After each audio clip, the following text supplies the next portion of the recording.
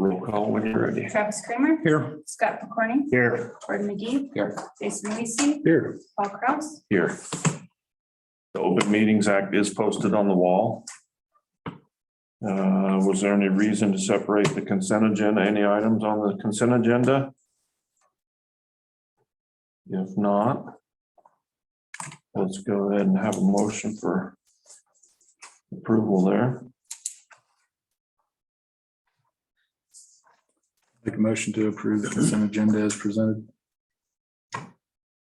Second it.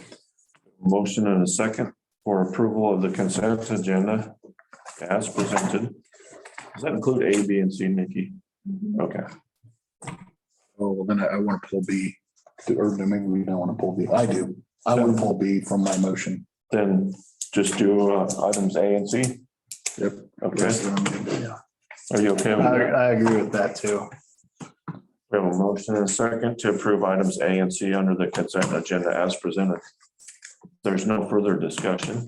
Let's vote on that motion. Scott McCorney. Aye. Gordon McGee. Aye. Jason Aye. Weasey. Travis Kramer. Aye. Paul Kraus. Aye. Item B, request from the Arlington Public Schools PTO for donation of the pool party for trivia night. The only reason I wanted to pull that was so that we could discuss. Typically, we've done 2 passes before in the past. A pool party obviously is a different expense because then we'd have to worry about paying the lifeguards. Right. So that's why I just wanted us to be able to talk about it. And I would defer to the Parks Committee to make any suggestions. Do we run 3 lifeguards on a pool party night usually? I actually do not know how many I do. I will say that when they made this request, she said she understands if we can't do it and they would, if you guys don't approve that, they would like to go ahead and just do the 2 pool passes instead. So they were just trying to think of something different to do this year. What's a pool pass cost? The single is 50 and the family is 100. And so we usually give 2 singles or we give One of each. one of each. $50 versus. Oh, okay. So then I guess whatever, that's why I was. How many hours would a pool party be? 3? I don't think it can be much more than 3. So 3 times 3 lifeguards? Might be the same price. That's what I was gonna say. That's why I mean, if it's the same price, then I might as well do it. But I just wanted to think about it first is all. Yeah. It's up to you guys. I don't. So about same. I don't know what's the hour, do you know what the hourly rate is for the pool party? It depends on who is there. I mean, they get an extra $1.25 an hour. Oh, gotcha. Okay. It's gonna be within 30 to 50 bucks, what I would think, either way. Yeah. Okay. Well, when you have a single and a, That's what, yeah, Yeah. that's what I didn't know. I didn't know what our 2 passes were. If it was Yeah. 2 singles or. Yeah. Okay. You good, Travis? I'm different. Okay, so I'll make a motion to approve the request from the APS PTO for donation of pool party for trivia night. Second. there's no further discussion. Let's vote on that motion. Gordon McGee. Aye. Jason Weasey. Aye. Travis Kramer. Aye. Scott McCorney. Aye. Paul Kraus. Aye. Item 5, approval of minutes from March 18th, 2022, regular board meeting. I think it's just a slight correction. It's the 21st of March. So. Yeah, it would have been a different date than today, wouldn't it? Oh, yeah. 21st. Thank you for that. I think the minutes themselves were correct though. The minutes themselves are good. Yeah, I think so.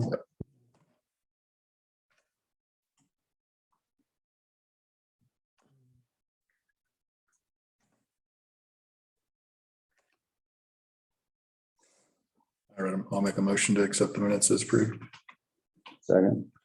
We have a motion and a second to approve the minutes from the March 21st, 2022 regular board meeting as presented. There's no further discussion. Let's vote on that motion. Jason Weasey. Aye. Travis Kramer. Aye. Scott McCorney. Aye. Gordon McGee. Aye. Paul Kraus. Aye. Social media policy discussion. Do we have anything on that yet?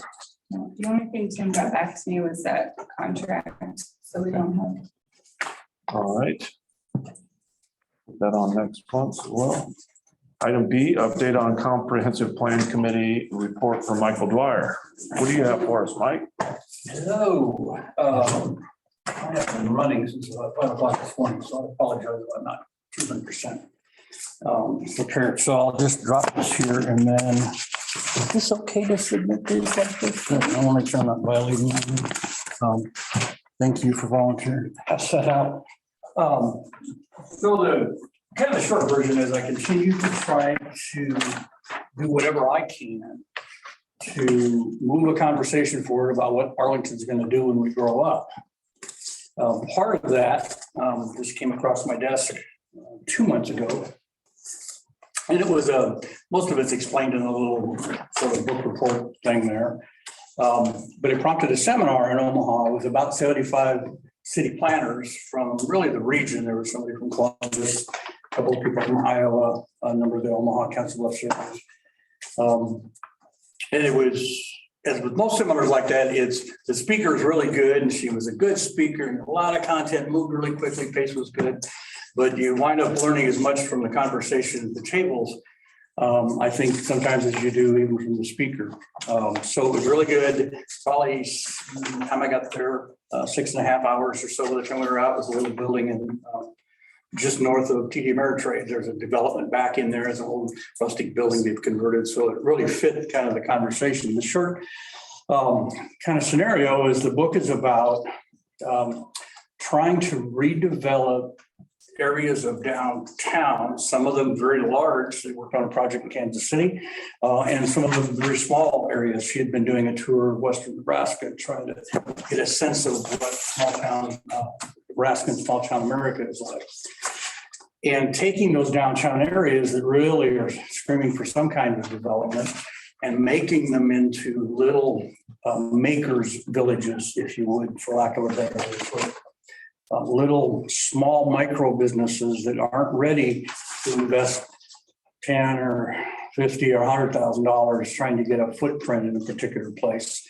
So trying to figure out a way to sort of support them at the same time, redeveloping a particular area that kind of needs it, that has some infrastructure and maybe even some customer base or access to customer base, in our case, Highway 30. Around the idea of particularly artists and manufacturers. So people that are making stuff that is interesting and attractive, not only for the piece or for the widget that they're making, but also to see it made.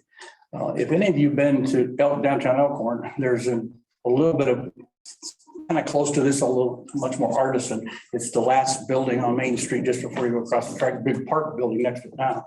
And it's kind of a little artisan shop. I think there's 7 or 8 artisans and there's some really high-end stuff. I'll bring a big checkbook, but it's really kind of cool because you can go in there, and I was in there a couple of weeks ago. I had lunch and wandered in there, and one of the guys that make these big, beautiful bronze sculptures was in there. So you not only get the opportunity to maybe purchase the stuff, but he's got a little shop it's not any bigger if it's that big than your boardroom, than the other boardroom.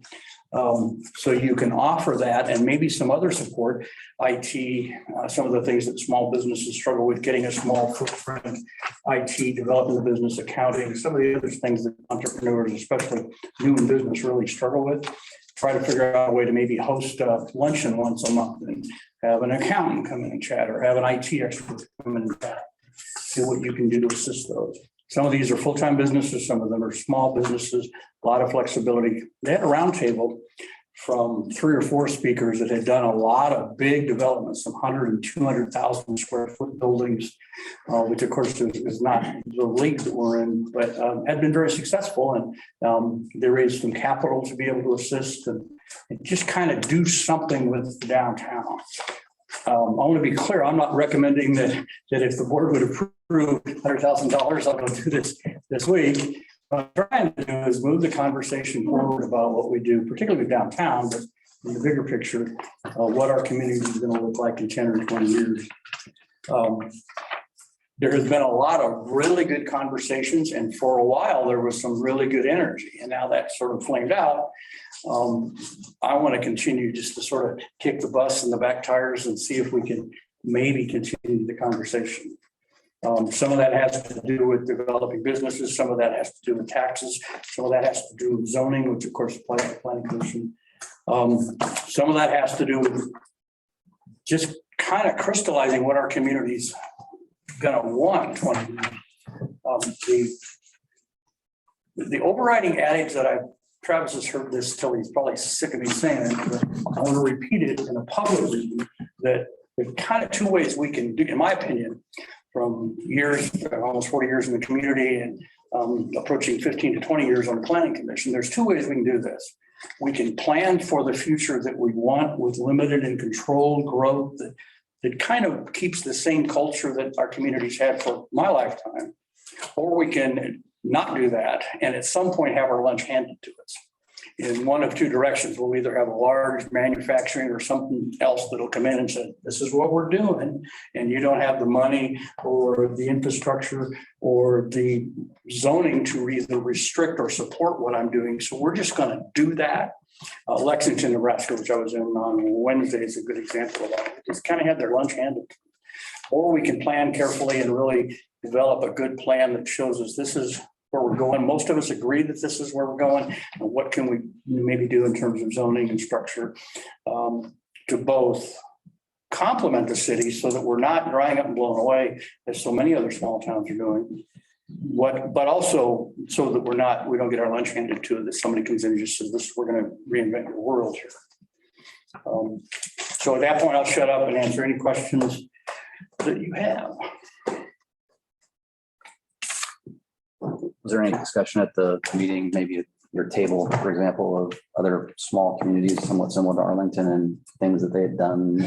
Or Good question. And there was, in a very general sense, there were some, I apologize if I can't pull up the names.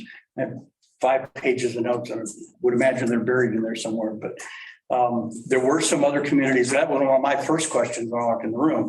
This is really cool, but how does this apply? We're not going to do 120 or 150,000 square foot building. We don't have one. We're not going to build one. So how does that apply to us? And to answer your question more directly, in a very general sense, yeah.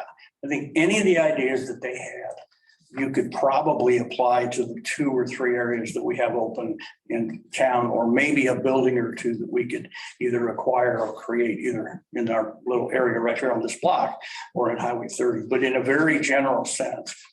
Beyond that, I would have to refer to my notes to get any more specific. One of the conversations was about a grocery store. There's a number of stories. I can't remember the other one at the meeting. They were talking about where a kind of a community group that got together with the assistance of high school kids, kind of a little bit of a co-op kind of thing. And every high school kids come down and volunteer for the project. Maybe even they had to get through the government class or something else. And so they worked through the store, provided a little bit of jobs, a little bit of income, and also kept the community in the grocery store. So there was some conversations about that. Most of it was just, hey, we got this building. We have this area that we don't know what to do. Is there a way that we can divide it up, support young entrepreneurs that are trying to build stuff, and then let that at least give us a footprint? The only thing I'd add is I think with the growth of Litz to Wings and the little, for lack of a better term, party that we're having on most Saturday mornings, I think that's at least a start. If we can try to figure out a way to maybe expand on that without growing like Godzilla, but maybe sort of feed off a little bit of that energy. I guess that would be something I'd be in favor of. Hope that answered the question. Did they discuss on like when there's private ownership of businesses, how to Yep. encourage them to do something Yeah. rather than have it be a storage facility? And that was one of my questions. What do you do with legacy owners? I have to sit at the table with Mike Rooks was there the whole time, so very active for them. And that's a concern. And anytime you do a development like that, what do you do? Their only answer was zoning and taxation. Most of those owners, and I'm speaking broadly, I'm not speaking about anybody in town. Correct. But in a broad sense, most of those owners are using some portion of that, if not all, for a tax write-off. So is there a way that, and I'm certainly not an attorney or an accountant, but is there a way in terms of zoning or taxation that we can make it not difficult for them, but we can at least make it maybe not profitable for them to just sit on the building? Particularly when it impedes the growth and the taxation, quite frankly, of Arlington. That's maybe the other piece that we talked about a lot. So all this is really nice. And if I come down on a Saturday afternoon, it's just really nice to see all that. So sooner or later, you guys got to pay the bills. And just having all of this empty ground and empty storefronts sitting empty doesn't do anybody, in my opinion, any good. I think maybe the taxation that we're missing piece, as it applies to improving water, improving parks, improving streets. I'm not a rocket scientist, but I think you pay pretty much the same per second street, whether it's just sitting there or whether you're getting taxation from the businesses and from the properties that are next to that. It seemed to me that if we could fill those up a little bit, it would be a good thing. Hope that answered your question.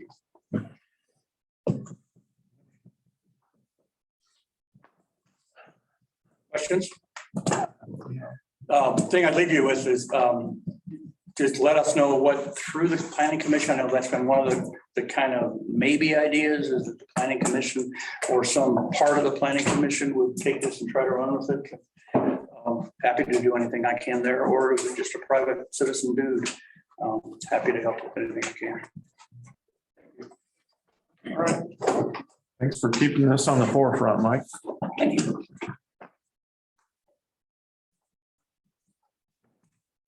Item C, update on water sewer contract with the Washington County Fair Board.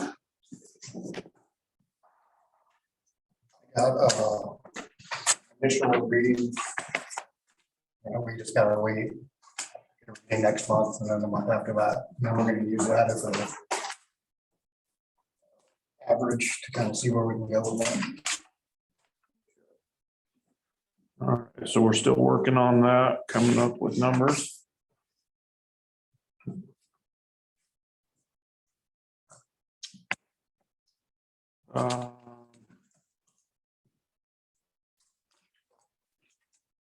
Let's go item D. Discussion and possible approval of a contract to purchase FEMA properties. So that on 37.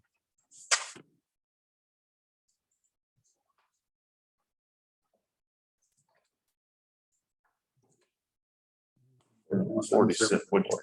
37 is different than mine. 41. This one, right? The Mardell. Yeah, Yeah, mine says page 37. So I've got a different one here. page is it under? There it is. All right.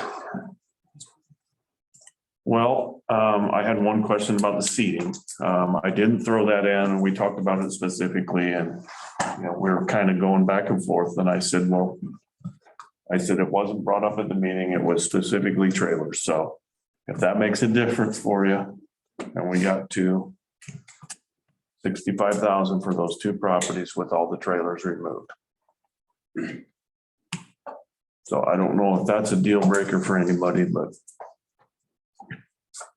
I'm sure his removing the trailers also kind of be clearing the land and kind of leveling it for us. well, cleaning the debris is up in there, so we can, you know, specify if we don't think he's done a good job of cleaning up the debris.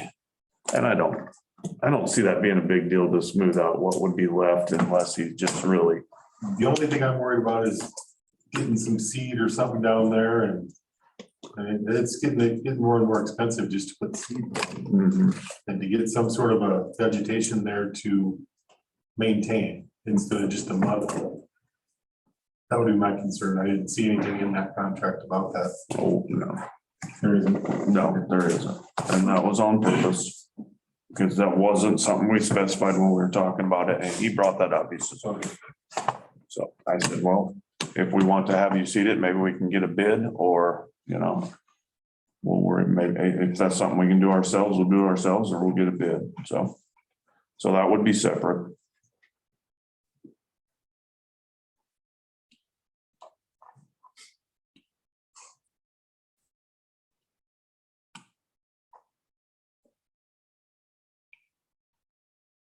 So unless anybody had any other questions, I think this is what we talked about.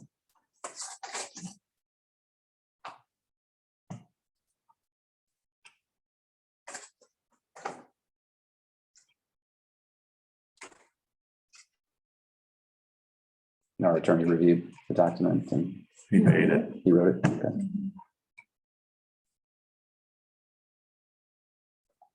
We don't have anything to reference as a document number or anything here, do we? Just the, yeah, No, as presented by our attorney, I would say. I think when it came time to pay him, we probably have to do a resolution to purchase. Actually purchase, so you would just be approving this contract.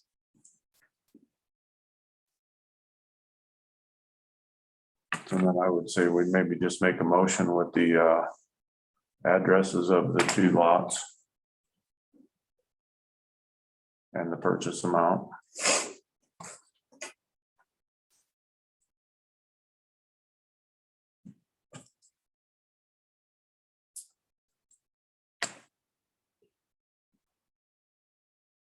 If someone wanted to make that motion.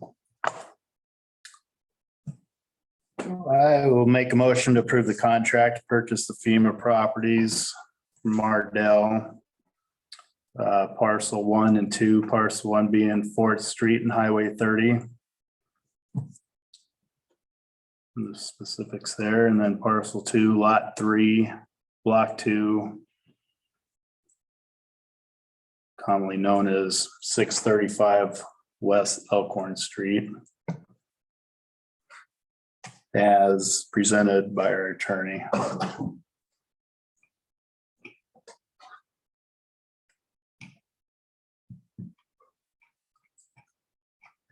Do we have a second?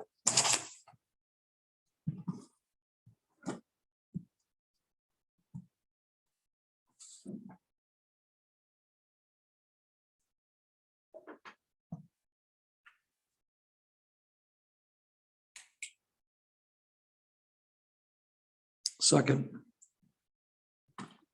Nikki, we have a motion and a second for the purchase of the 2 parcels listed in the agreement presented by our attorney from Mardell Enterprises for the amount of $65,000. If there's no further discussion, let's vote on that motion. Travis Kramer, Aye. Scott Patani, Aye. Gordon McGee, Aye. Jason Weasey, Aye. Paul Kraus. Aye.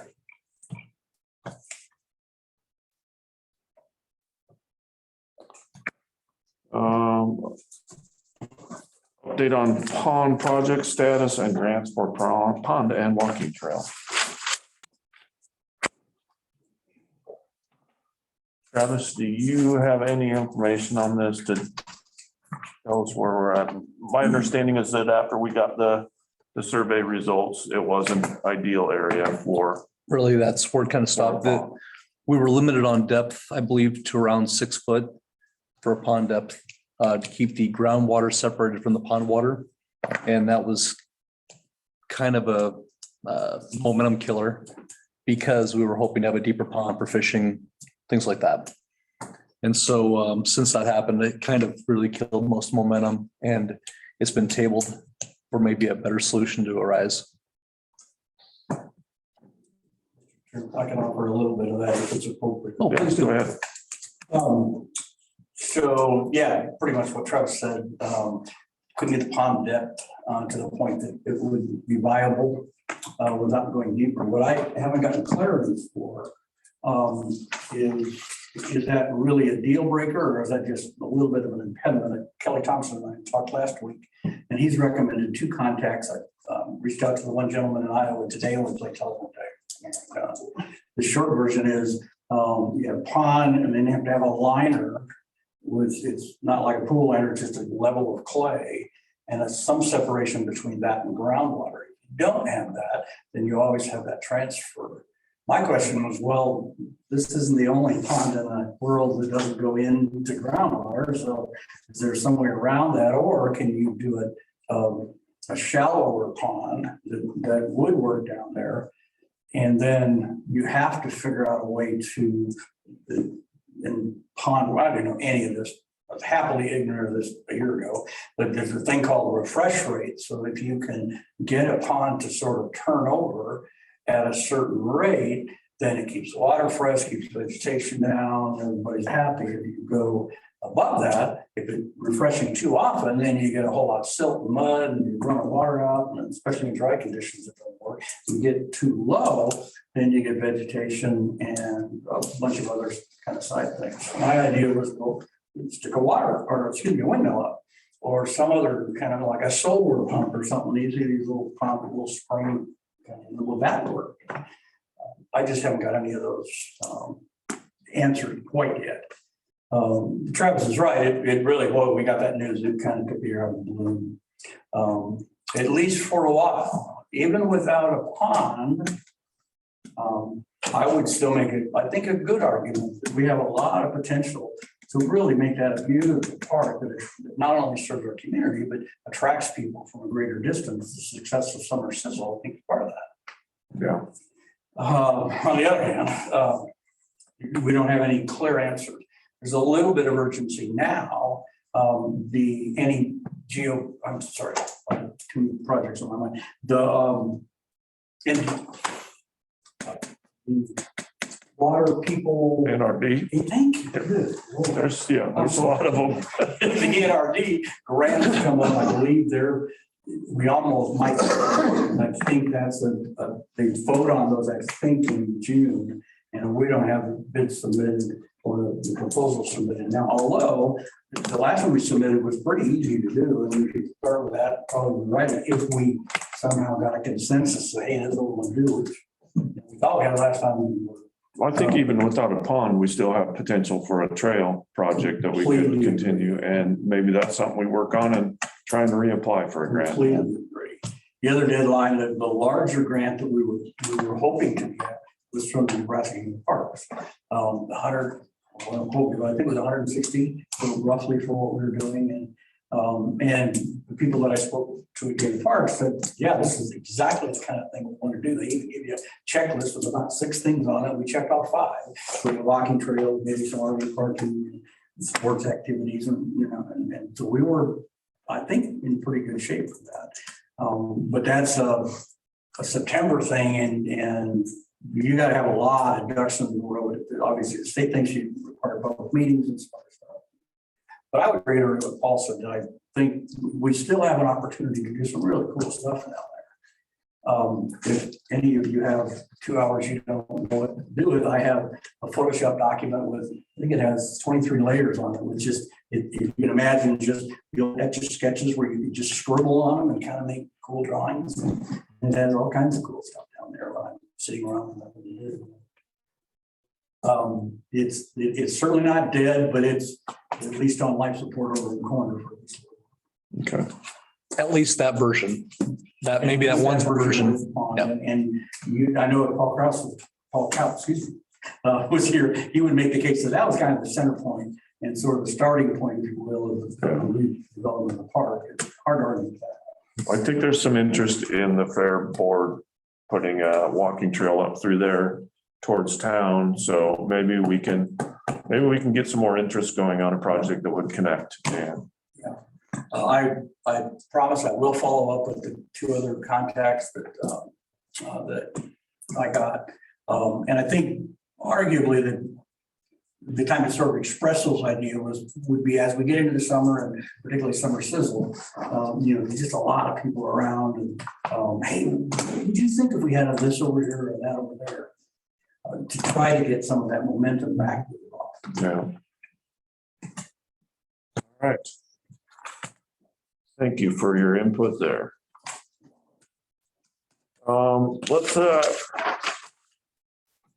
Let's see.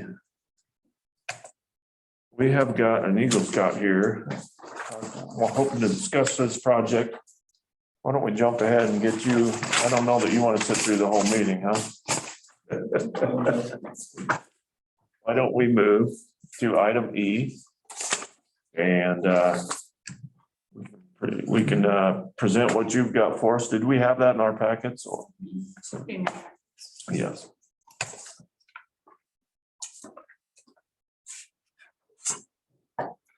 And this is kind of a mini shelter at the park, right by the pool. Yeah. And you guys have had a chance to look at it on the Parks Committee? Yeah, Travis and I talked about it, but which page is that? I don't know why I can't seem to get Seven my- EE on mine, it's 102.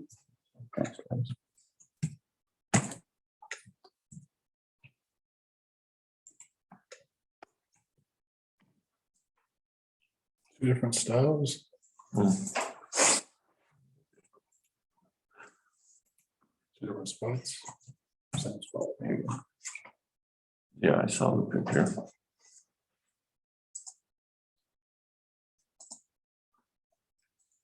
So the comment I got was that, oh yeah, there's a lot of grandmothers, mothers that are up there for swim lessons that would love a shelter because they sit on that end of the pool, so I think this could be a multi-use. Obviously, you guys are thinking of it as a car show where they're looking at, For events when they, yeah, car show or summer sizzle would be someplace to set up yeah, their registration center or whatever. yeah. The only thing I didn't know whether you would want it on the end of the pool, because there's indoor gates that are into the pool. Do they ever use those for anything, or, would that be a hindrance? I think the squad can come in and out of those gates if they need to. Mike, you'd probably agree that we wouldn't want to block those gates Right. off. That's why on the one drawing, we kind of put it like at 45, so it kind of faces the intersection there, which seems like the center of where Mhm. a lot of things happen, so.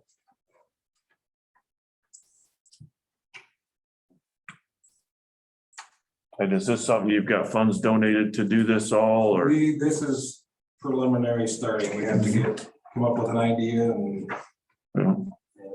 see if it's okay with you guys, and then we have to go to our troop and the Mid-America Council for approval.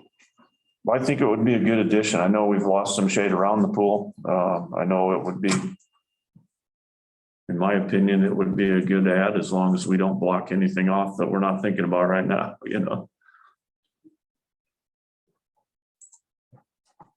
So for tonight, you're just looking for kind of initial conversation. You're not Right, looking for make sure it's approval, something any that the plans. city would be interested in, and if there's any, size requirements you guys kind of want to go for, or that kind of thing, or locations that,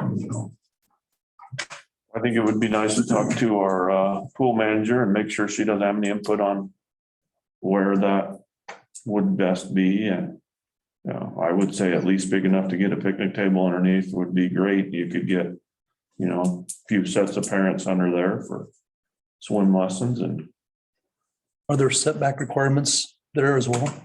So I was just wondering on this corner here, so I don't know if there's, as long as you stayed here, I think you'd be okay, right? yeah, I think if you're inside of the Here sidewalk, versus here, yeah, I think you're probably okay if you're here. Generally on a house, it's 25 foot. I don't know if this would be considered a house.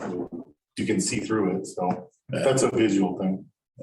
It's really hard to figure out because it's the accessory buildings, which a shelter usually would be, can't be closer to the street than the house, but it's not. No, you can't see through it. The only thing I would suggest is either, I don't know if it's part of the project and maybe it's just not in the drawings, is concrete underneath it. that's something we wondered whether that would be. Well, yeah, it'd just be easier to maintain that. Right. You guys would have to get a building permit from Washington County for that because anything with a roof that's in public space has to be permitted.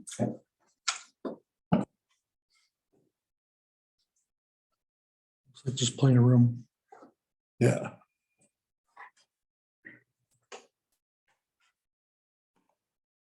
well, we were willing to give them blessing with maybe some more discussion on final placement.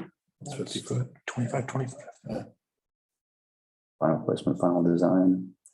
Yeah. Yeah. I think it's a project we could support and maybe, we fine tune the small details on placement at the end. No, but from here to there, rather than the 45 degree angle one, yeah. thank you for your idea. I think that's gonna be a good addition.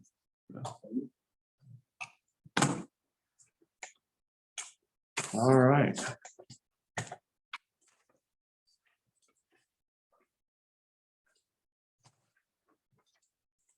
Item F, we can probably go into closed session for that later, so we'll table that for now. We'll go back to that later. Item G, ARPA funds update. I know Nikki and I talked a little bit today about some new information. Yeah, so the Treasury Department kind of, I think, realized that they were over their heads with reviewing all of these expenses for every single town in the country. So what they did was they changed, there was always an option to claim some of those funds as a revenue loss, but there was a really complicated formula that people just were not having much luck with to be able to do that. So what they did was they just said, okay, we are assuming everyone lost money from COVID, that every single town lost revenue for COVID. So they made a standard revenue deduction, revenue loss deduction, up to your full amount that you got, as long as it was under $11 million. So the big cities can't take this, but all of the smaller towns can just take this one-time standard deduction for the full amount, and then it has to go towards government services, which basically for us is anything that is not pension plan, refinancing, reducing debt, so we can't use it for like paying off this building, and court settlements. So any of our other expenses, the software, the wastewater processing, all of the water main repairs, everything back to March 3rd of 2021 through December of 2024, we can count towards those government service expenses. And then we have that money to use however we choose, so without having to have it be one of their approved kind of service things. So So, basically just gives us a little more leeway and a cap and yeah, more, less paperwork. We're just Tracy. creating an itemized thing for them. we're just saying, yes, we do actually spend this much money, and they had kind of gotten to the point where pretty much anything went anyway. So I mean, it wasn't a huge change in what we could do with the money, but it just made the process a lot simpler for everybody. So we don't have to go, they now don't have to review everything to make sure it qualified. They can just validate the expenses. Equipment purchases, repairs, maintenance, improvements. Dump trucks. I mean, geez. Shouldn't be a problem for us to spend. Right. So. Just water mains might cover it, huh? Yeah. Now went to Lacey. Let's hope we don't have any more of those. Jason Lacey. Just get that clarified. So I thought that was good news. All right. Well, that's good news. Item H, discussion and possible approval of post-prom street dance being held on 2nd Street in front of Village Hall in August 2022. They did not get any more information to me about that, so. Okay. We'll table that. Item I, discussion and possible approval of donation for historical markers. I had a talk with, I thought this was in. Why can't I find it in the packet? It's right after that. 45. Page 45? No, it's way up above that. Sorry.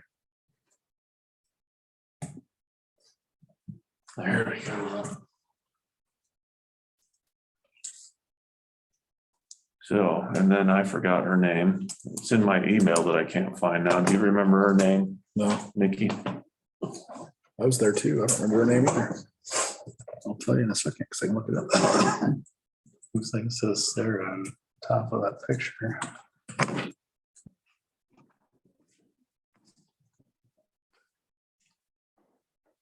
So I've been contacted by the Washington County Museum, a representative from them that unfortunately the name is slipped my tongue right now. They have raised quite a bit of money through the rest of the county. They would like to see some historical markers put up. She has picked out 3 different kinds of markers. Examples are life-size characters, characters that you can put up in somebody's yard or somebody's business, building plaques, or pedestal displays with, it's interesting history of our downtown, or any other things in town that we would like to do, like to showcase. What they're trying to do is put together a comprehensive map of the county that people can come and get and say, oh, here's something I'd like to do, like to go see about, like to go learn about.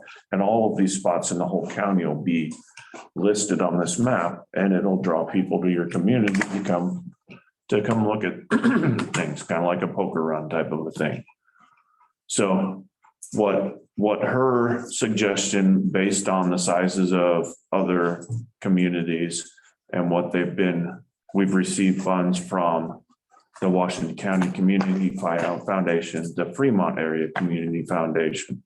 And there's been some other people donate since this has come out. She's actually got more money than she's showing here, but what she would like us to do is commit to a portion of this so that we can probably keep getting money in and maybe do some more every year. So what she's estimating here is 2 pedestal signs, 5 building signs, 2 life-size characters. So that would leave us, after grant funding, with remaining of roughly half of it would be $3,550. I think that would be a good place for us to start. Julie Ashton, thank you for that. I was waiting for pause. I had it too. And she's been working hard at raising money, and this is a project that she's really excited about. So I'd like to see us try and commit that amount of money, that 35.5 out of sales tax maybe. And I think this is something that could grow and could be interesting. She wanted to know what we wanted as a community. I talked to one of the people that was really helpful with our 150-year celebration and that whole history tour. And her suggestion was that the building signs and the pedestal signs would probably be something that we'd be interested in. I think life-size characters could be interesting too. I just don't know where we put them, but maybe we can change these at the end, I don't know. But for that amount, it looks like we could adjust those, and Can we opt out of a certain item if we didn't Yes, see I it? think so. I We could think get, we change can get one sign if we want. I was here the day that she came, Okay. and we could get one pedestal sign if we wanted, but we were thinking we'd probably get a few of the building signs. Is this something we could get input from some of the other committees that may have an interest in drawing people, like the downtown committee Yes. or the, Yeah. the library? I think there's obviously going to have to be some more talk before we get plaques and pedestals, what we put on them. So definitely we'd want to get some other people involved. And there was people that I reached out to that couldn't make the meeting, but I know that they would want to have some input. So we can keep working at this, and maybe we'll find our next Bev Grunke, maybe we'll find our next town historian in this process.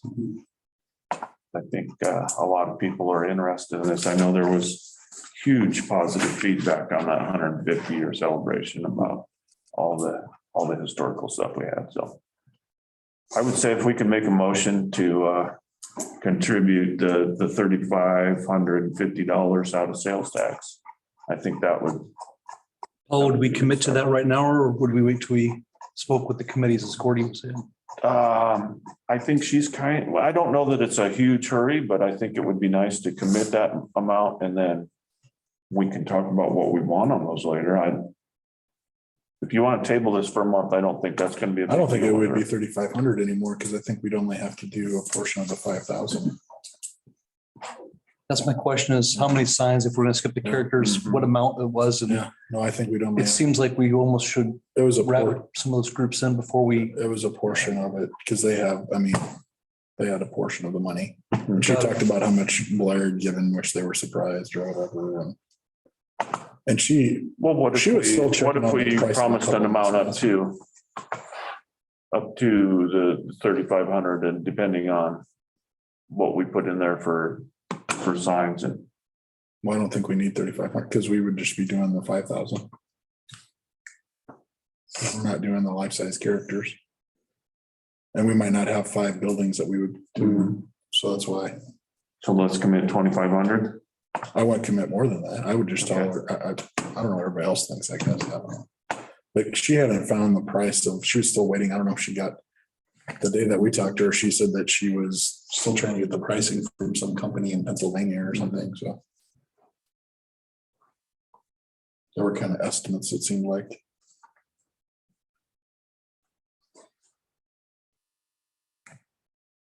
I think we'd be hard pressed to find more than 5 buildings. I don't It would be, I mean, I don't we think could we'd just do go it around for putting 5, plaques on buildings, but I think No, 5 would be a lot. Yeah, I think so too. And at least one pedestal sign, so maybe we commit to up to 2,500 for signage.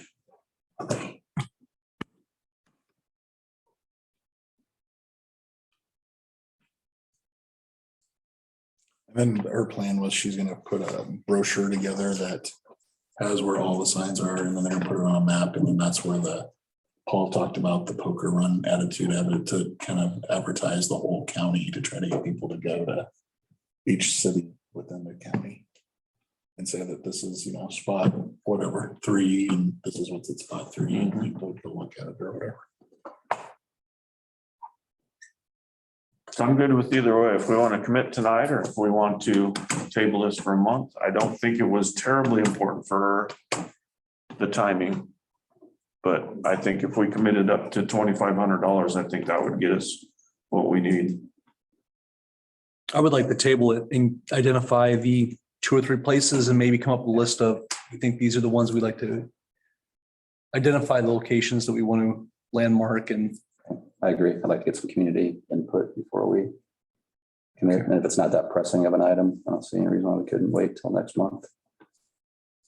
But the general feeling that would be that we would be in for something. Sure. Yeah. Okay. All right, I can tell her that, tell her that we but identify the spots and get some more people involved, but. Yes. 2 quick. Stacy Miskey worked a lot on 150th. So she might, I don't know if she'll be the hero that Bill Roki was, but she may be a contract. 2, in my brand design for Mill Creek Park, it has a spot for some monuments that kind of salute Arlington's role in agriculture, transportation, education, and sports. So just Yeah. That's good.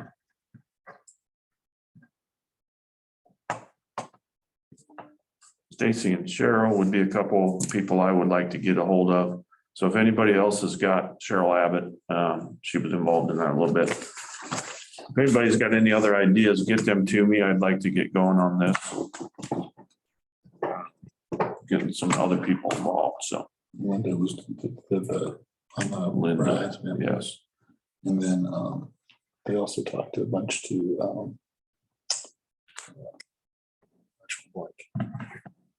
Rosie Vote. Rosie. Maybe we can get an ad hoc committee put together that would do that for us. All right, if you think of any other names, don't be afraid to let me know.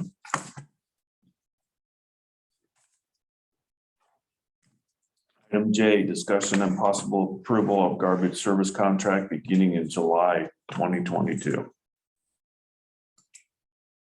I went through these while you guys were. I did go through these. And initially, it looked like Abe's was gonna be the better choice, but after looking at it, it looks like Waste Connections may be actually less. If you go to the final, this list on the Waste Connection one, I don't know what page, there's no pages on these, so 65. we can go through them kind of one by one with this one, the sheets of all the, I think they're in order here. What I basically came up with was account 002 has a 410 West Elm, which is actually, or a second Ellsworth Belfry Park. Does it have a 2-yard container there? That's the fire hall, isn't it? It does. No, In essence, no, no. This one right here. City Hall. What do we got going on here? They have this all figured out 2 seconds ago.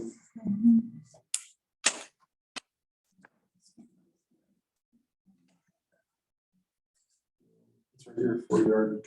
They don't have it listed in this one. So we have 1, 2, 3, 4, 5, 6, 7 dumpsters listed. 1, 2, 3, 4, 5, 6, 7, 8 dumpsters, excluding the cemetery, because Abe's Trash does not have the cemetery listed. So if you take the cemetery out of that and add it up, it comes up to the 413, I do believe. Does anybody else want to do that math real quick? yeah, that's what, You come up with 413. minus 75. Now, if you go to the Abe's one and do, okay, they have 1 2-yard container listed at the address 23656 Highway 30. 1 2-yard container, that's the baseball field. That's where the 2 containers come into play on the other one. So I just took a 4-yard container, which is 95, I do believe, 95, yes. So if you add 95 twice, 3750, 30,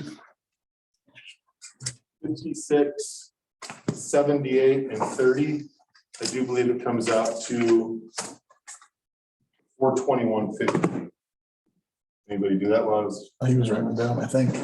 going to read it off again? I got them written down. Let me add them up. That's excluding the cemetery because Abe does not have the cemetery on theirs.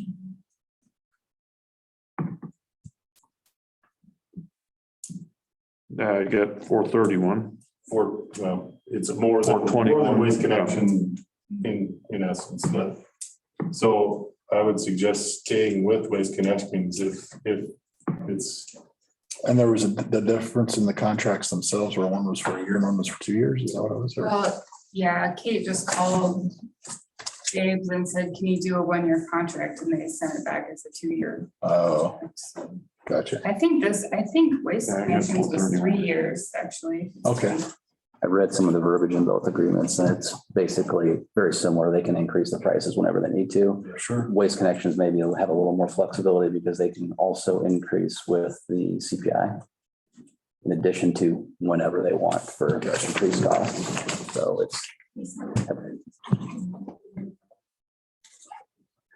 Your recommendation would be to go to with what we've got now, Right. Waste Connections. Unless you want to spend a little more money. I mean, I don't think the service is going to change much. No. Yeah. We haven't had any problems.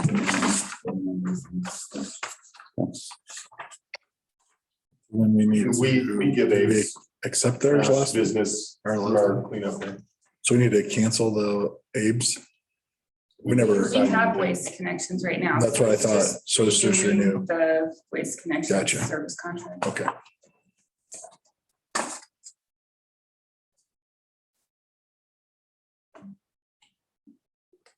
So that would just be renew the waste connections contract as presented would be fine. Yes. Do you have any other? Yeah, that's fine with me. I motion to approve the Waste Connections contract as presented. We have a motion and a second for the approval of the waste connections garbage removal contract as presented. No further discussion. Let's vote on that motion. Gordon McGee, Aye. Jason Lucy, Travis Kramer. Aye. Scott McCorney. Aye. Paul Kraus. Aye. Item 7A, Communications Committee report. I know after our last meeting, we were going to talk about batteries. Did you get any more of that? Yeah, I spoke with ABB as well as with the lady who attended our meeting last month. And basically, ABB was having some problems getting the batteries in stock. Rest of the supply chain challenges that are out there. But they will have batteries and it will provide at least 8 hours of service should there be an electrical outage. And like Travis, we talked about it, and that could even be, well, that would be like an 8-hour battery of actual usage for 8 hours. So the battery could last even longer. So it seems like a non-issue at this point. They just need to make sure they get those batteries installed. And I did talk with ABB about that. And you told her that too? Yes. Yeah, well, and I directed her back to ABB. Gotcha. We had a complaint about an alley borehole last week. I hope you got involved in that. That one. It was kind of a weird deal, but which turned out not to be a big deal, huge deal, but I have noticed that they'll bore here next door, and then a month later, they'll come and bore for a individual service line next to it. And it seems like there's a lot of constantly tearing up the alleys when they could be doing, I know my alley has been marked dozens of times for services, and they potholed last week. They hooked up, they did underground and ran fiber to my house. I wonder if there's a better way to schedule this stuff so they're not boring, potholing over and over and tearing up alleys. I don't know. My understanding was that was to have been finished as far as the potholing and boring. No, it was last Monday. No, I'm not questioning that. I'm just, that's the Yeah. last I heard, that they were done with that. And I know a month ago, they'd already hooked up fiber next door. I have no idea what the rest of the houses are at, if they're gonna be coming and boring more lines underneath. It just seems like there could be some more scheduling there and maybe trying to. I can get them over here and we can have another meeting, and see what they have to say for themselves. I don't know I don't know if that's necessary, but I would ask them if they could try and coordinate some of this stuff. Sure. So that they're not constantly. Paul, do you think it's something they have scheduled and they're just not getting them grouped together? Is that? That's my feeling is like they could have grouped these together and they wouldn't have had to mark, they wouldn't have had to pothole twice. I know when I Boring called machine to could get have been one. it, they were trying to do our neighborhood at one time. Yeah. Because they were trying to schedule it. We're in your neighborhood this week or whatever, please schedule. it in Yeah, this see, time. I know that the two houses I'm talking about, my house and the next door neighbor, never got calls. They just showed up and did it. And Oh, really? Now, yeah, and that's what ABB is definitely, they're just. they're just showing up and doing And it. they're working with contracted labor. I know that because when they did mine, it was guys from Oklahoma. Yeah. I'm gonna be so glad when this is over, but I would love to see if they could do a little better job of grouping what's going I think it on wouldn't be and horrible to have cleaning them up the come. alleys when they're I think done. it'd be bad to have them come to our village board meeting and say, hey, let's have a conversation, give us an update on where the project is. Because we're now, 6 months into it, right? Or more than that, actually. Was it Yeah. September, October when they originally came? Yeah, that's pretty well. So, yeah. Yeah, Mike. Amen. Amen. They don't often return phone calls, but I will reach out. Just to jump in there for a minute. Yeah, I got 8 locate requests for Cox is gonna start putting lines in, so you know. That's one of, that's yeah. my house basis with Cox. They haven't done anything. I haven't seen them go to house yet. They're not in like the same neighborhood, so Cox is probably gonna be jumping all over. Right. Just as residents sign up, I'm sure, right? Yeah, I'm not sure why they're having a pothole, though. Like when, yeah, that's the part that a little confused. well, Do you they think it was came, ABB or they was it came all the way Cox? across my property down to the side of it, or across the, in the alley. Across my property from one side to the other and then down. So I imagine they were going over a gas line. Okay. Well, do you want Cox here as well, or is that? I would love to just tell them both, hey, we would like to see a Just little want more an update. grouping of this stuff so that we're not relocating or reboring in the same areas. We'll get Cox as well. Yeah. That was- All right. Anything else for the communication? Nothing for me. Street.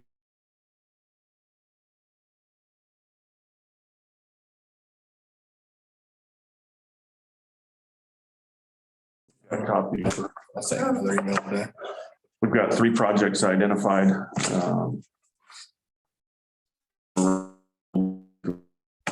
Elm Street and Fourth Street, so. Those are the 3 projects we would like to work on as far as paving next, and we can discuss as a board how we should prioritize those. And how we finance those at our planning meeting.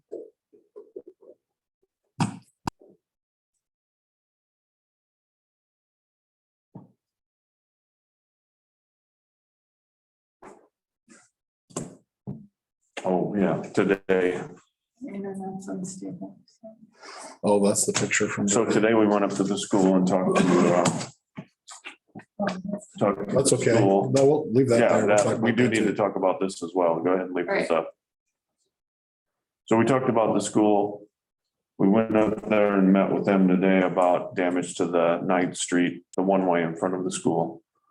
And they were proposing going from about where this picture is taken, where you would go into the circle loop in front of the high school, to the north, where the concrete starts between the end of that street and Bell Street. My feeling was that I don't know if we want to pay for concrete, because they were suggesting that we do a partial split because they didn't ruin the whole street, but it would be easier for them to just pave that portion. And they had an estimate of roughly $1,400 to get concrete poured in there. And they were asking us to do a contribution, probably a 50-50 split. I was thinking, or, they're Yeah, and that would be no cut, no curb, no gutter. no curb and gutter. That was just. So the this area flat right here. Oh, here we go. So this is where they really did most of their damages here. This alligator stuff is what was there before. And then there's a spot over here. And so they told us to hold off on when we fix this.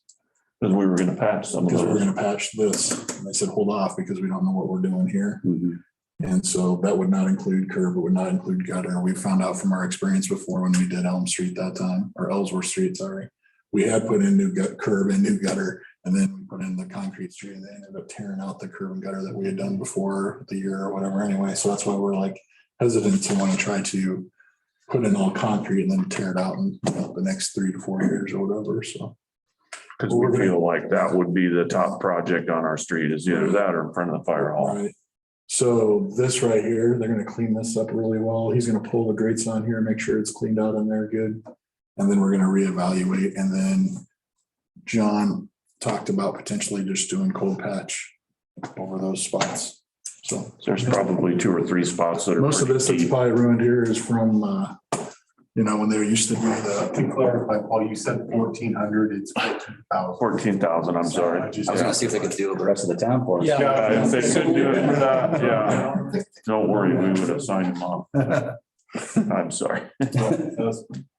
Thank you for.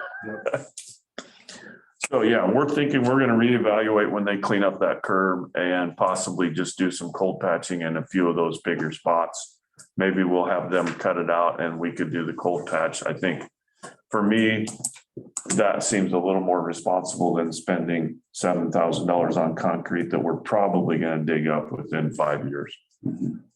So And maybe that'll give us a little more motivation to do this street, get it done new. But the curb appeared to be, it appeared to be okay. Yeah, I mean, they've had enough dirt and stuff there when they're driving up on it, and they're not gonna be done driving on it for a little while yet, because they're still doing some grading and stuff. And they're gonna do some sodding, and then they gotta pour the sidewalks too, so. Yeah. And then the email that I sent you today was the updated strategic plan for streets. It's right there. 314, I would have sent it to you. It's right there. Yeah. Sorry, I'm going down. I'm getting there.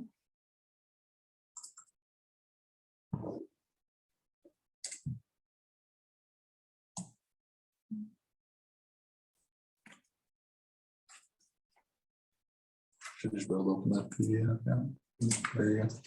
so yeah, we've And got then so I got it color coded there, kind of. red, blue and the light yellow, So yeah, not including Highway 30 there. I mean, right, right. Yeah, this part right here.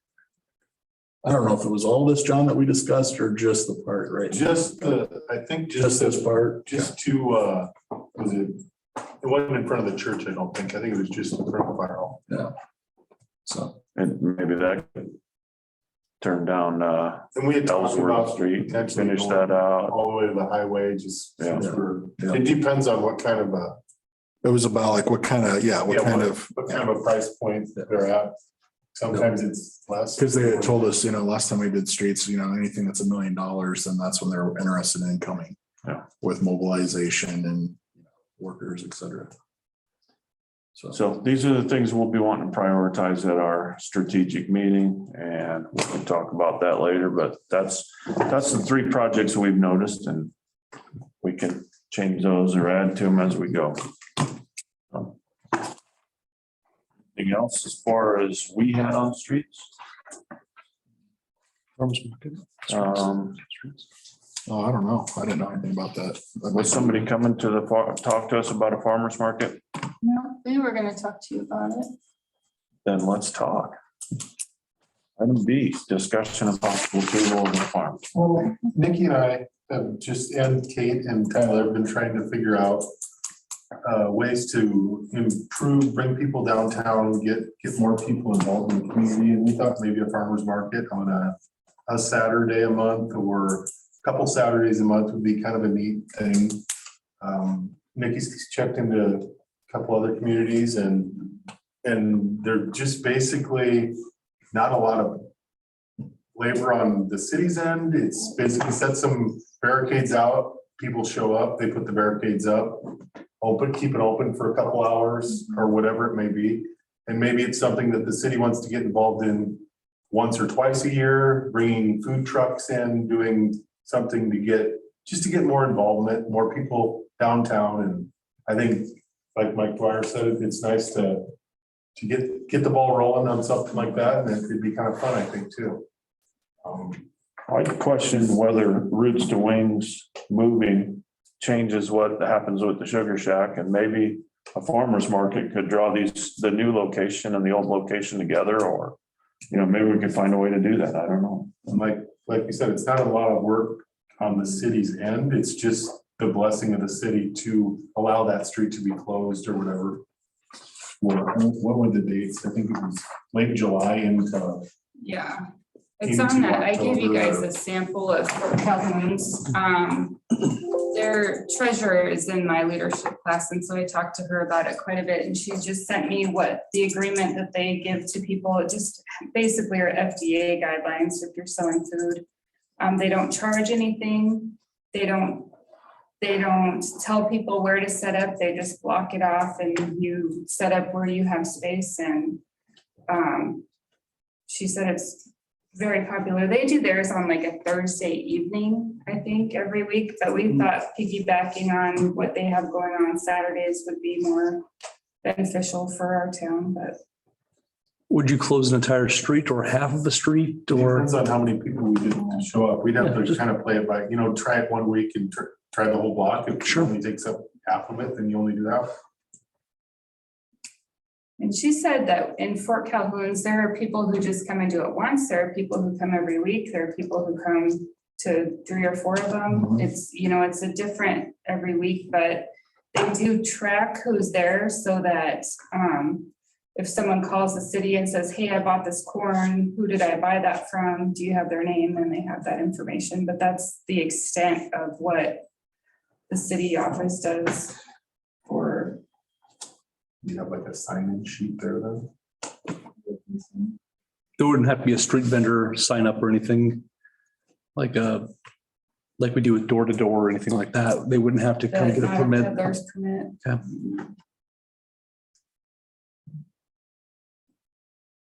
I did get a call from a food truck vendor in Fremont, so I don't know if that's something you guys want to talk about. I know a lot of cities are starting to kind of put ordinances in place for food trucks just to protect the eateries that are already established in town. But it's getting more popular. Because there was one they used to sit down at the where the coffee shop is now. Mhm. Oh, We just don't have any ordinances for or against it, so. Well, and the fish one's been here a couple times too. It can easy. Anyway, we just wanted to see how you guys, if you guys supported something like that before we, I'm trying to remember who was the person that organized that one that used to be at the fairgrounds. Do you remember who that was? You're not talking about Don Morgan. No. There was one that was at the fairgrounds probably like 5 years ago. The food market? No, farmer's market. Farmer's market. I didn't. Sure, might remember. I know we did it a couple. Because I was saying, you guys went a couple times, I think, because my buddy from It Omaha. might have been the fair board that did it. No, it wasn't the fair board. It was somebody else. Linda might maybe, no, I don't know. But no, I'm all for it. Sounds good to me. Just give them this right in front of the village office. And you can bring people downtown, I think is a good idea. Just right along here. Have them back in and go. it'd be a pretty simple thing to get Uh-huh. going. Yeah, I think so. Go ahead, what do you want? Quickly, a great idea. Anything, everybody said it, anything we can do to get people downtown. Whatever you do this, you always want to be very respectful of the businesses that we have in the community now. Roots to Wings does some selling of vegetables, and I don't know enough about that to know whether a farmer's market might be a good thing because they could sell their vegetables and get some interest, or whether, oh, wait a minute, we're trying to do that. What's the city doing competing? At least have it. But we definitely would talk to Roots to Wings, and I know they had talked about doing one down on this lot on the highway down here, and it sounded like a pretty sporadic thing that they would be doing once they get started, but definitely we would talk to Roots to Wings, and hopefully they would be one of the main, Draws, yes. especially the craft stuff. I don't, we go to those things like too often, and I don't know of anyone really in the area. There used to be one in Fremont. Everything else was, I think he was talking about kind of, well, it's one weekend and then not, so you can't, like, okay, we go buy our tomatoes every Saturday. And it's pretty hard to get any kind of rhythm. I think it's hard to draw people in a smaller community that will get people there every week that will show up. I know if you go to Lincoln, there's people that line up there every week for the same vendors. Same thing in I know, we tried a smaller one in I say, I've been to that one in It's tough to get Fremont. traction. You The gotta, vendors are pretty in that it's one not minute gonna happen. or the dollar stores or Yeah, whatever. the one was the Rise and Shine. Yeah, we're Rise and Shine. Oh, yeah. It's Saturday. I think it's every week, right? like 8 to 5 or 8 to 10 or something like that. On the other hand, Paul, perhaps we can better utilize this ribbon of highway that we have here to maybe draw some energy from the highway. And I'm gonna head into Omaha, sneak through Arlington. Yeah. Grab some on the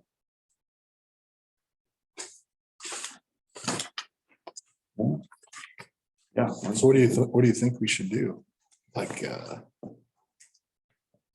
every other week or something? No, I'm just throwing it out. What do you, I I mean, think we start with every couple of weeks and just see, I mean, if it's really popular this summer and people are asking for it more often, then I mean, I don't want to. But you don't want to start till soon either. you don't want to go until July though, is what you're thinking? Well, I think because that's when the Produce food comes up. But I just think we probably need to get going on organizing The, and advertising. letting people know that you're gonna have it, yeah. Cheryl Abbott would be another one to talk to, I Yeah. think, and work with her, so. Yeah, she's on the list. All right. James, what do you have for us? Water and sewer report. We had a pump at the lift station that they had to come and pull. Went in there one day to check meters and it couldn't even walk in the door. It was so loud. So I shut it down. Called Iowa Pump. They came out and pulled it, tried to see if there was something that they could fix. They had to end up pulling it and taking it to Iowa Pump. The impeller was broke on it. Something with the bearings. I'm not sure if you guys have this quote in there or not. So this is one of the two pumps that it seems like we're constantly fixing down there, right? Yeah, they said that something hard got into it. They couldn't find it when they pulled the pump, so they don't know for sure. Rock, something metal, but something hard got in there and really did some damage. So yeah, unfortunately, they had to pull it, and they have it. So we kind of need to get it fixed. And that's what that quote is. I just need to get it signed. It's $7,600 to get it fixed. The new pump is gonna run you anywhere 40 to 50,000, so I would think fixing the pump would be a way to go. Unfortunately, I didn't know how long ago that pump, because it's the newer one. I didn't know how long ago you guys got that, but nothing is under warranty, so That pump hasn't been repaired since you've been here, not since I've been. but the other one maybe? Nope, none of Neither those- one. Neither of them have been repaired since I've been. Maybe I just have nightmares, frequent recurring nightmares about these pumps. It seems like we're always paying for one of those pumps to get fixed. Yeah, so unfortunately, that's.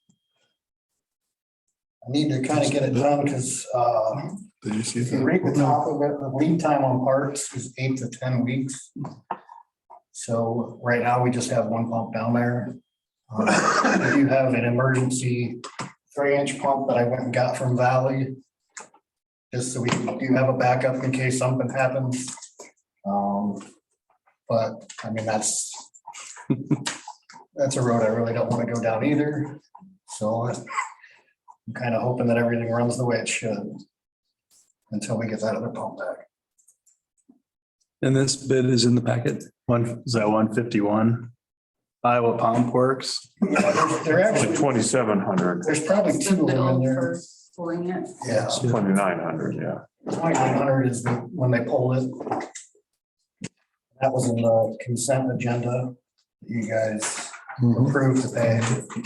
But the one for 70, it's not, I can just 76, 46, 62. What page are you on, Scott? I just want to see. 152, maybe? Oh, it's at the end.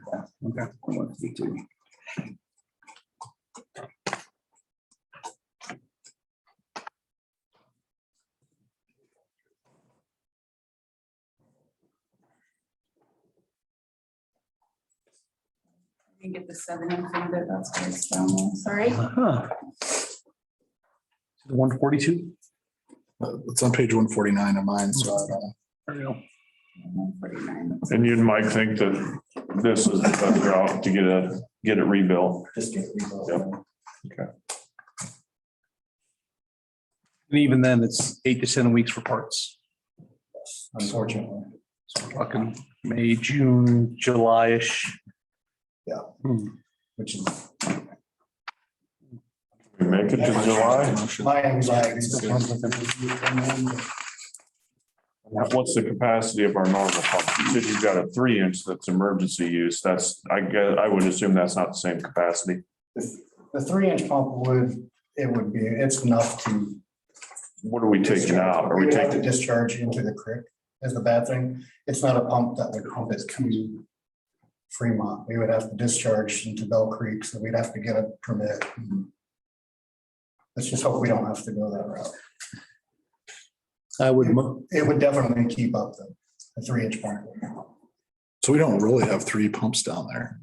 There is a small pump, but it hasn't run since I've been here and Because I know like on your report, it says that we had 1, 2, and 3 were all serviced. yeah, it's a small pump. I Gotcha. it's never ran since I've been here. Because we haven't turned it on or it hasn't needed to be turned on Yeah, or, nobody ever said, hey, you need to turn this pump on or nothing. So the guy said that pump is shot. So gotcha, okay.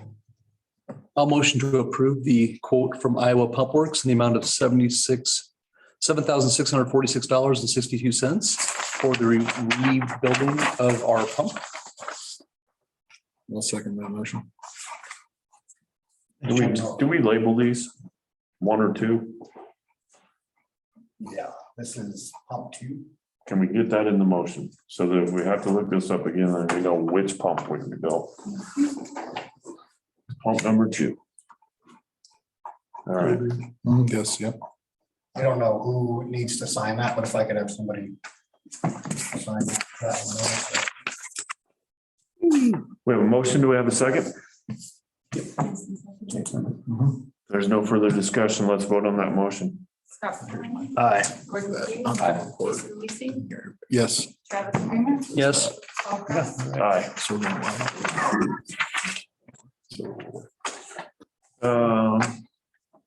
Then the other thing I got for you guys is Johnson Services running behind.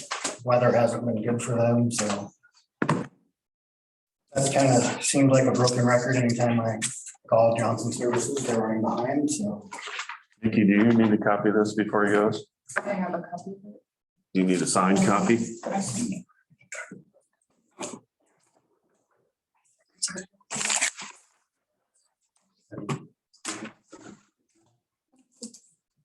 Johnson's are doing what again? Yeah, thank you. The relining of the, Johnson Underneath the Services, trailer. Yeah, they're gonna reline sewer main down by storage units or storage lot, and then there are either 4 or 5, I think 4 manholes that they're gonna rehab as well.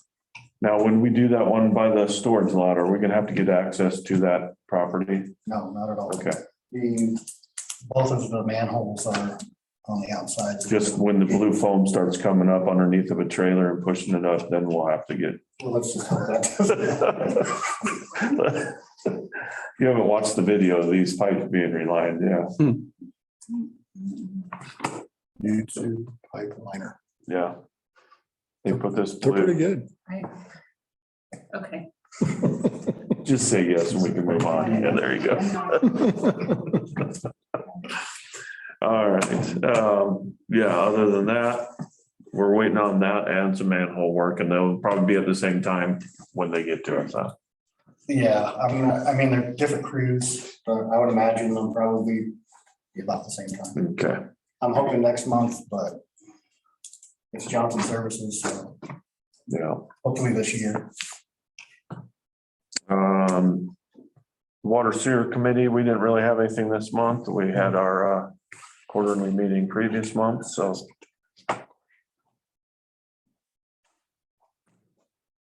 I'll address it. What? No. All right, if anybody have anything else for James? Not. Thanks for your time. Thanks, guys. Item D, police report. I see we have Mike on the Zoom meeting. Does anybody have anything for Mike? When I meet him.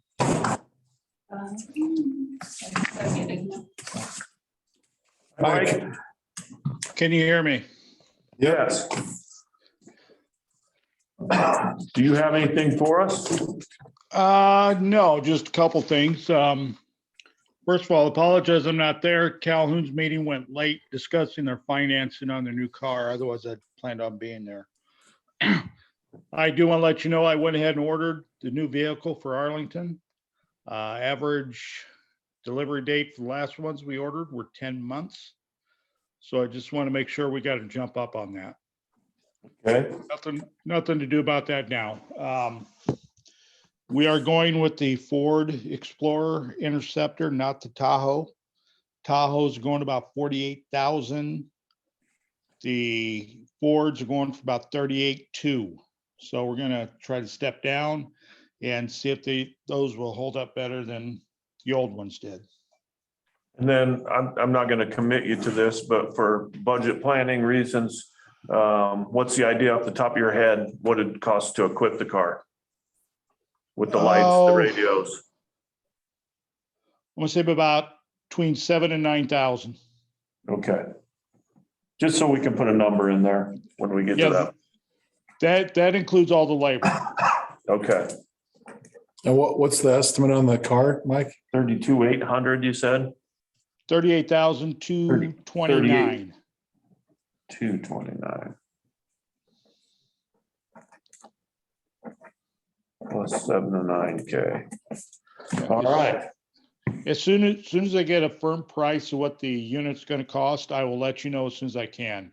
That 38,229 is what we just paid for a 2022. so there's a high likelihood that'll go up in the next model year, probably, huh? So, I give up on that anymore. Yeah, yeah. so 45. Maybe not. That's the low end of the 7 to 9K with equipment. Or are you including equipment and purchase? Yeah, 45, I would say, 45 to 50. yeah. Yeah. Yeah, We will reuse as much of the equipment as we can. Yep. okay. Now, does that price 38 including a trade-in, or do we keep the old one, or what was that? Did we talk about that?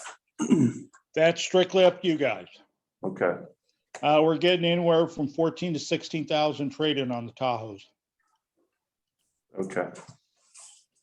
I think Nikki wants one with the lights so that she can drive around Yes. on her lunch hour. Yeah, we can arrange that.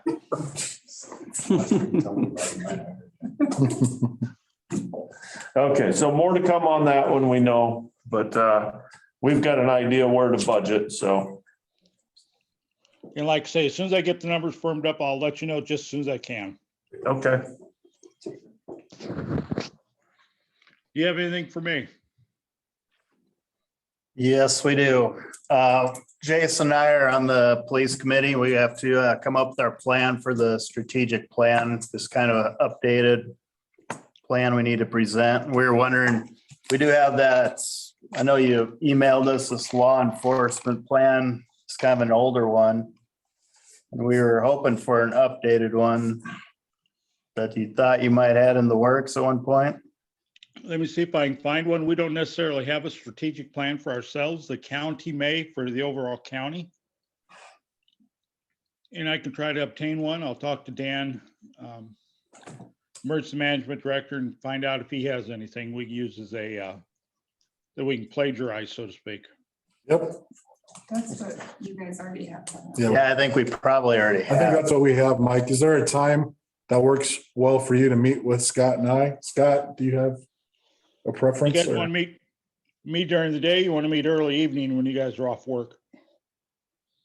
Either or. Oh, whatever's convenient. I can sneak away from work sometime if I have to. Preferably on a Tuesday, Wednesday, or Thursday. Let me get my calendar. I got some meetings coming up the first part of May. I'll shoot you guys some dates and you guys can decide what dates work for you. Does that work? Yep, that sounds good, Mike. Thank you. All right. All right. Have a good evening. Thanks for your time, Mike. Thank you. Thanks, guys. Item E, Parks Committee, A, committee report. Travis and Gordon, do you guys have anything new and exciting? Nikki, the restroom renovation is still scheduled to start May 1st, May 2nd. May 2nd. In the auditorium, yeah. Yes. I hadn't heard anything from them since we last exchanged some emails, so that's good that that's still on track. Yeah, as far as I know, they're just lining up contractors and materials, I think, right now. I haven't heard anything different. John, did we get the placement of the dumpster? Yes. Yes, we have discussed it. I still have to get a hold of Merit and let her know where it's going. she doesn't have much of a choice, that's where it's gotta go, but it's gonna go in that little driveway right there by the pool. Which won't affect the gate, because the gate's down front of it, but Right. Will affect your golf cart parking. it may affect that, but she'll have to figure something It'll else be a rough out. summer. Off-road.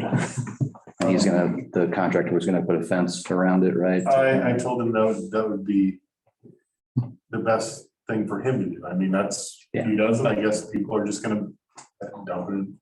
Right. Well, Mm, yeah. Our cleanup days are scheduled for the 30th and the 7th, so hopefully everybody utilizes them. What The month? dumpsters we got. April 30th. April April 30th. and May 7th, 8th, or 6th.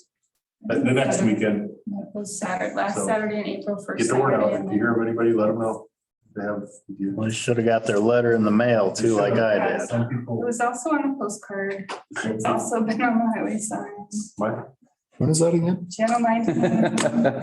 We're gonna put it on Facebook next week.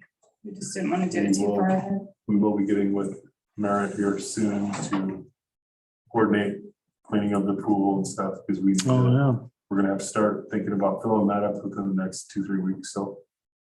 yeah. Crazy. Well, everybody wants it open Memorial Day weekend. I'm not gonna get in it, but.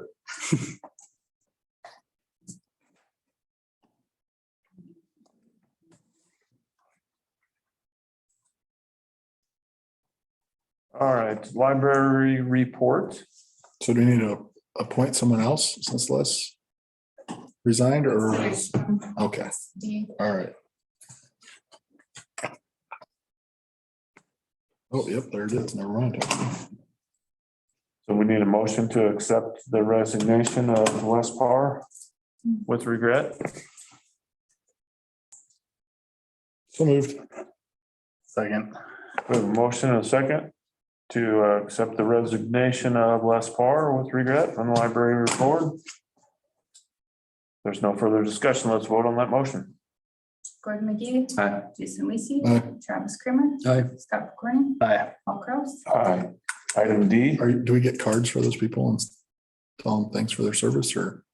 I put it, last time I put it in the minutes. I Okay, will double check, but I assumed the library board was. sounds good. Perfect. But I will make sure that they Mhm. are doing. I just, Les has been on there a long time. That'd be nice. I think. item D, discussion and possible approval of appointing Megan Nissen to serve on the library board. Make a motion to appoint Megan Eason to serve on the library board. Second. We have a motion and a second for the appointment of Megan Nissen to serve on the library board. If there's no further discussion, let's vote on that motion. Jason Weasey. Aye. Travis Kramer. Aye. Scott McCorney. Aye. Gordon McGee. Aye. Paul Kraus. Aye. Item F, cemetery. Do you guys have anything for us? Anything new and exciting? Oh, I really just touches on our plan. I don't know if we need to get together, friends of family of Chris Stromer that want to put a bench out there somewhere. We just need to finalize a plan. Tom Vogt called me and want to find a good spot. I think they prefer to have it around his area out there, but unless, I think John said, if we have something in the park too with his name on it. It's I should have got a picture for you guys, but it's a pretty fancy little bench with the eagle on it in memory of Chris Stromer. So I think they prefer to probably have it out the cemetery, but I'd say if you and Trevor can coordinate that and make them happy, I think I'm fine with that.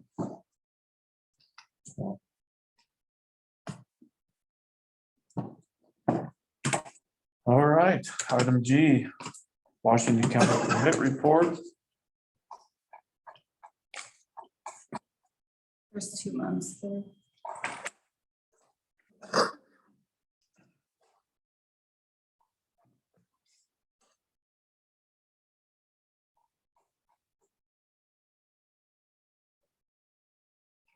Don't see any new starts, but probably getting low on places to start new construction. Anybody have any concerns on the permit report? Let's move on to discussion about changes in how Washington County handles pool permits in Arlington. It sounds like we need to amend our ordinance to comply with the standards. What standards did you say? The same ones that the county used? Building code that they adopted. I'm gonna say it's the 2019.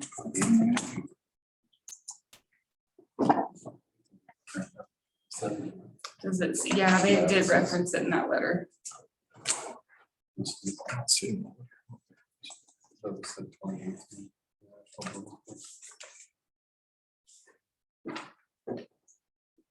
Yeah, it's the 2018, right? International Pool and Spa Code.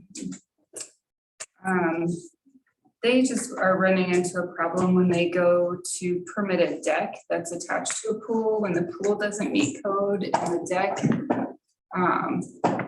There are requirements for a deck on a pool that if they're inspecting by their code that we've asked them to inspect by, these decks don't meet code for a pool deck. And so they, and then if they're there, he said he has to inspect the pool, and if the pool doesn't meet code, then they can't approve the deck. And they're running into problems with us not requiring that, So we just need to get the wording into our ordinance. Is what we need to Yes, do, coordinate with Tim. and then just let people know when they're putting in pools that they need to get a pool permit through Washington County for that. And hot tubs, yep. So as far as all of those things, I haven't looked at the codes for a while, but there's a height, like anything over a certain depth, they have to follow those codes. So we'll work with Tim on getting that ready, and maybe we could have that ready for approval at our next meeting.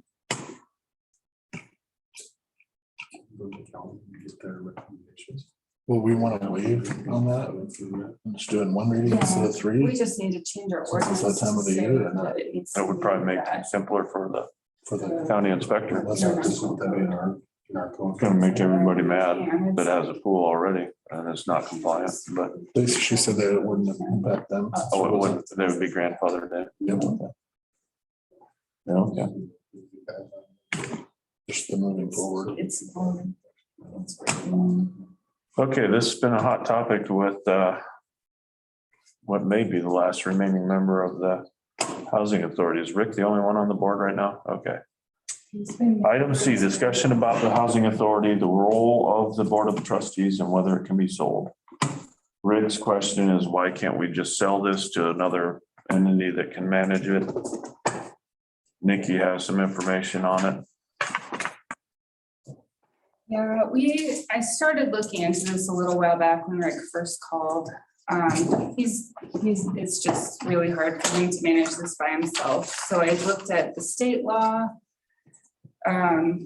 Looked back through the history of when this.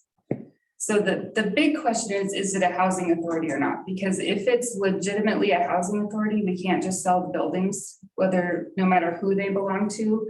Because at some point, 1985 specifically, the board said, yes, there's a need for low-income housing, and they established the housing authority. So even though the city doesn't own those buildings, they established a housing authority. So now it can't just be sold, it has to be transferred to another entity that maintains it as low-income housing, basically. So so the question is whether to, I guess either way you have to reestablish a board, but whether they continue to maintain it as Arlington's housing authority or transfer it to Blair or Fremont or wherever to be maintained, but it has to remain low-income housing once it gets declared as a housing authority. So I guess the short answer is the buildings can't just be sold. So the big question is, does Arlington keep it as the Arlington Housing Authority or try and get it transferred? And who, we we have to find 5 people to be on this housing authority board to make that decision and We need nominees yes. for that position. We need four seats filled. 4 seats and then, yeah, Paul, you would be the 5th. So is Rick counted as any of those four? If Rick would count as one, if he, yes, Okay. I assume that he would agree to be part of that, so. So 3. So we need at least 3 board members. Okay. So you technically don't have to vote on them if you find 3 people, and the way that that's worded is if no action's taken by the board, one way or the other within 10 days, then they are just assumed to be on the board. So we don't have to wait until the next board meeting. You don't have to vote on it at the next board meeting. We just need to find. At one point, I thought there might have been a conflict issue with these. Can it be someone who's on another committee in the town? It can be, okay. Yeah, and the state law specifically says that it is in a conflict, especially for you to be on there. They want the city represented. They want representation from different parts of the town. So. Okay. At least they don't have to live in town. With Rick's on. No, No. no. Well, I think the way our luck has been going, trying to get volunteers lately has been terrible. So everybody submit a name to Nikki, and between Nikki and I, will try and get a hold of these people and get some volunteers for this. So the open calls in the paper haven't been doing us any good for planning committee or anything like that. So everybody please come up with a name for this, and that'll be on your reminder list. We'll just reach out to people And let's try and find 3 people to get this going, because Rick has been on me for several months about this. And I didn't realize he was the last member at this time. So do they have to deal with rent and they have to deal with like repair and all that stuff? Or what is their actual role? They have a manager that they pay, I'm don't very they? unclear about how they're managing this right now, but it sounds like there is a management company who is handling those things. But I honestly don't know how they handle the process of qualifying people for it. And, I don't know if they have them go through Fremont's application process or Blair's, and then I have no idea how they do any of that. So the property is owned by Arlington Centennial Corporation? Which Rick was a part of that because there was a bunch of investors. They threw money in together. They got the land and they built them. Okay. But I'm talking about the actual. Yeah. So there's 3. There's 3. actually. There's 3. I don't know who owns this. I I don't think they own this. They don't have this They one. only own 2. They only have the 6plex and the, There's a company, a company out of Omaha that owns this one. those 2. I would need more detail. Because before I ask anyone, I don't know. or even, We're talking about right behind the vets club. So we're talking about the 2 buildings up on the 6plex and the the 6plex and the one across from it. one next to this old house. Okay. And then the 6plex, which is like right. I had planned to call the Fremont Housing Authority and Blair Housing Authority today. Neither one of them are open on Mondays. So I will call them this week and talk to them about, first of all, find out if they know what's been happening here, but find out what needs to be done and if they've ever transferred or taken transfers or any of those things, and just try and get more details on what actions need to be But taken. our starting point is to get a board, whether we keep them ourselves Yes. or Are whether. you able to answer the questions of what's the responsibility of the board? That would be something to do. His position is that there is no housing authority. That's his position. So he doesn't know the responsibility. But I'm going to ask you to do something. They probably gonna know what they're gonna do. That's why I was gonna call Oh. Fremont and Blair to find out Makes sense. what their process is so that I have a better idea. Everyone bring a name to the next meeting. Gotcha. But we don't want to go to legal counsel and ask if there's a No, I think we definitely can do that. Okay. Seems like a lingering question here is if there's something legally that we should be following or. I have like no understanding of the housing authority, these apartments.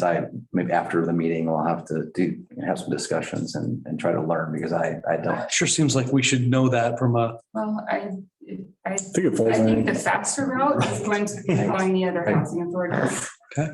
I think sure we check it out. Well, yeah, no, it's, I'm not saying order, I'm just Yeah, no, for sure. we check need to downs do and. that. Okay, Okay, now all seriousness though, I mean, depending on what it is, could it just be members of the board and then that be a subcommittee? if there's no conflict, then I'll have to read it again, but Because we could make that one of our subcommittees. I don't think it can be just the board. Gotcha. Because it was representation from the city, but it isn't the city No, I get it. that does it. So I'm pretty sure it can't just be you guys that does it. Well, I just didn't know if that'd make sense to have it be one of our, like parks or police or, I think it has to be separate. If I remember right. Well, I mean, I know that's how it is in larger cities, but But I think probably the city owns them in those instances. I don't know. I'll read it again. And ask Tim. did anybody have anything else? Forward or anything? I did get a positive comment about our door hanger Yeah. campaign, so. If nothing else, I think we can go ahead and let these guys As go. far as those door hangers, what's the details on those as far as getting them? I mean, should we get a file or you guys get a file or? If you see Take them If something, you want, or just let us know where and what, and we'll go. Yeah, I mean, they'll go, I'll write it and they'll hang them up. Or if you guys, I am happy to hand them out. If you guys want to take them and just do it yourself, that's awesome, but I think the easier thing is just All right. email or text or call and just let us know and we'll get it.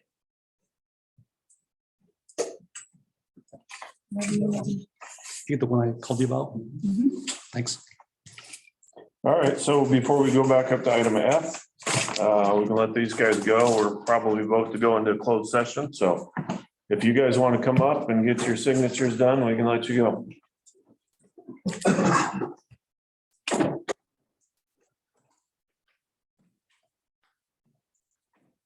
who's gonna be on the housing authority? House, down on you? Was the guy, Official. James was the guy who got in the car. So I think- I figured. I see you, man. Take care. Okay. All right, you're doing well. Well, Yeah, this looks like a It's a blank little- check. You don't have the form for me to sign? no, I forgot All to. right. Thank you. Yeah, I see you. Take care. Just Thank don't you. cash that for $1 million. All Yeah. right. See me, Ian.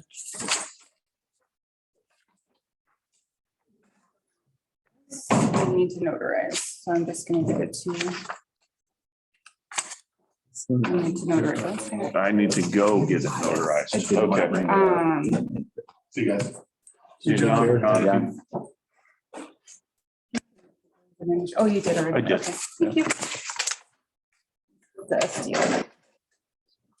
I just need to sign on the bottom and date. That is- You're the first one. to read it, you're the signature. Yeah. All right.